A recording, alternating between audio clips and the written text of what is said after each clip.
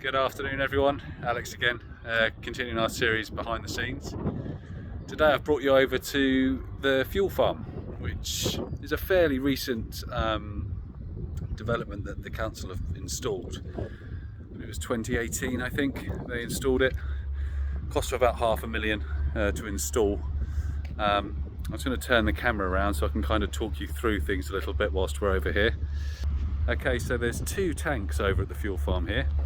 So we've got on the right side here the avgas tank, and on the left we have the Jet A1 tank.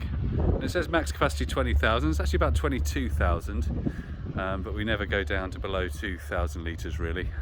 We like to keep it as topped up as best we can. Firstly, I'll take you at the top actually. Something the guys do every morning. They'll come over and they'll be doing the fuel sampling. So they'll be sampling both Bowsers and both tanks. It's quite a lengthy process. It takes probably about 45 minutes to do it all thoroughly. One of the checks they'll do is they'll do a dip check in the morning. And it's quite a simple check really. If you open up this catch just here, inside you'll find a dipstick, and you literally just bring it up and just see where it's wet, and that gives you the level of the fuel inside the tank. Let's put that back on. So that's one thing they'll check. Due to temperatures and other factors, the amount of fuel inside the tank can actually change. It can expand with temperature and things like that. So you may go home and it be 16,000 litres and then come back in the morning and it'll only be 15.5 due to expansion. There we go, that's all that back together. Nice view of the airport from on top of the tanks as well. Looking across. Both tanks are very similar. There are some subtle differences inside, but no, broadly pretty much the same. I'll just take you inside now. So we can deliver fuel directly from the tanks as well, not just from the Bowsers. So you'll see the same kind of things that we saw on the Bowsers. So you've got the bonding cable just here, a lot longer, because you think we've got a potentially fuel aircraft right out there on the taxiway. So a lot longer than what you'll see on the vehicles, and the hose as well, also much longer. We can fuel, and there's the meter, direct from the tank if we need to. We don't tend to, just tend to use the Bowsers because it's more convenient for our customers. They can just park up and we'll bring the fuel to them rather than having to taxi all the way around to this side of the airport. So that seems to be the favourite option for our customers. Inside, take numerous samples in the morning using these 10 litre silver buckets. One that we take is from this tap just here, and that's from the actual tank itself. We'll pump one bucket through, discard that, and then we'll test the second bucket. We'll draw a second bucket and we'll sample that. When I say discard, we don't throw it away. It gets recirculated back into the system by going through this device, that's just a filter on top. See, the fuel can go in below. Then we can re-pump that fuel back into the system, so none of it gets wasted. There we go. So we'll take a sample from the tank. We also take a sample from the filter. There's a filter drain just there. The guys will take a visual sample from that as well. But what we actually collect a sample every day, one from the Bowser and one from the tanks. We do that in the sampling shed around the back. So that's kind of the inner workings of the tank. The jet's very similar. I'm not going to bother opening both because they are pretty much the same really, just slightly different design, but only merely because of the fuel types. So here around the back you'll see we've got two sampling sheds.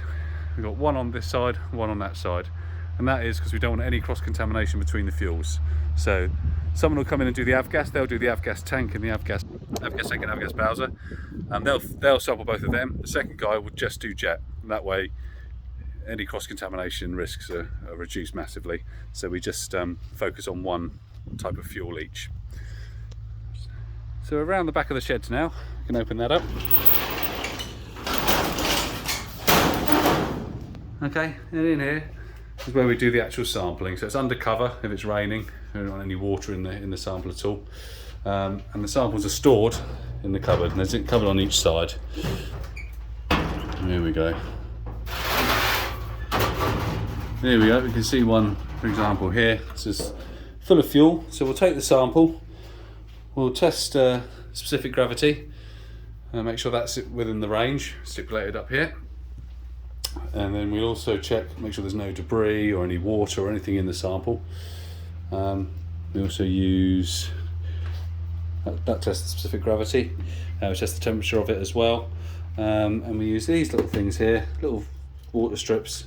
We swirl them about in the, we swirl these about in the fuel, and if there's any water in there, then you'll see a definite change on the strip. And I'll just give you an example of that now.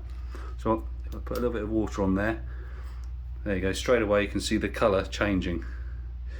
So if I just get rid of that, again we can see, there you go, see the yellow underneath there. So if there's any water in the sample, this test strip will pick that up and we'll see it straight away.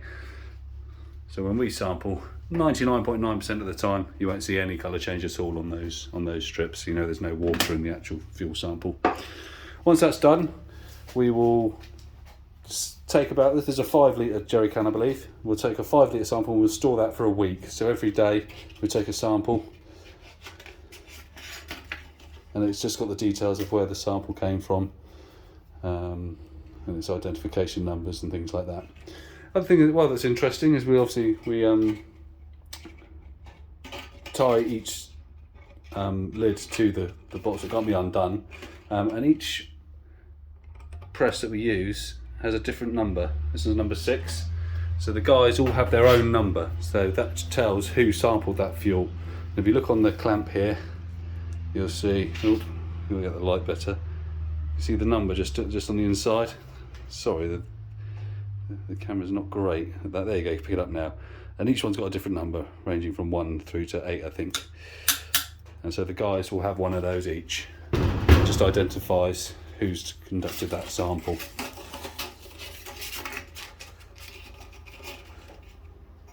And that's one from the Bowser.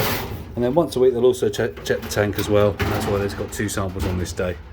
But everywhere else they've got a sample from the Bowsers. Other things they check as well, like hoses, bonding cables, continuity checks and things like that. We won't go too in depth with that. Which gives you an idea of where the guys hang out. Their sampling sheds.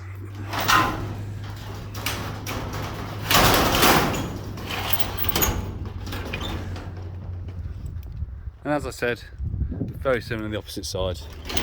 Mirror image really. Just different, just for the different type of fuels. This is for the jet sampling shed.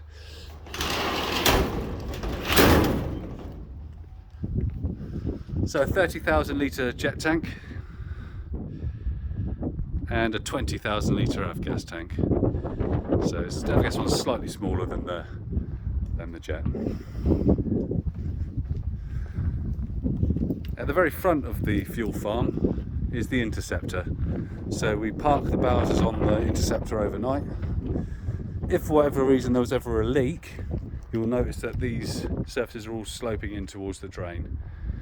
And underneath the drain there, built into the ground, is an interceptor that will stop the fuel getting into any water supplies or anything like that. There's a tank underneath the ground that will store all that if there was ever a leak.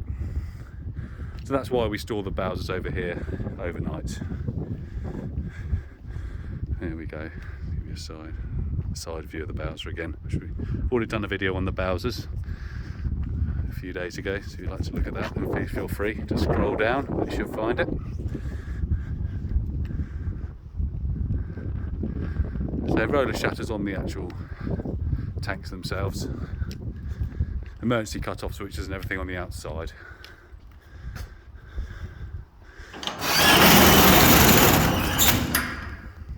So that's just a little walk round of the fuel facility. hope you enjoyed that. It just gives you an example of what the guys are doing for that first 45 minutes of the day. So having to sample the tanks and the Bowser takes a little bit of time. That's why we send 2 of them over in the morning, why we don't provide fuel until that sampling process is complete, just so we know that everything we're providing is perfect quality. All right, hope you enjoyed it. Have a good day. Cheers.